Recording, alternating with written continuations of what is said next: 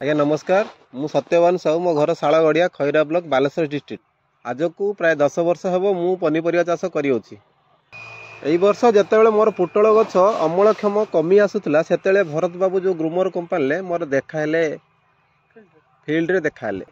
यही वर्ष मते से जो नानो डीएपी आसूची आप लिक्विड फॉर्मेशन ले 2 ड्रम पकड़ा डेमो आकार मते से देइथिले।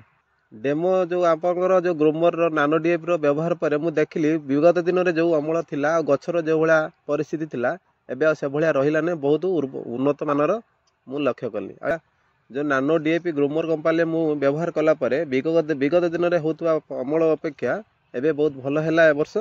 आते विभिन्न प्रकार मत पकड़ा पड़ता लिक्विड फॉर्मेशन अन्य कंपानी मानकर सब आ मत पकईते पड़ा ना केवल नानो डीएपी रे मु सबकिछि पाई पारली।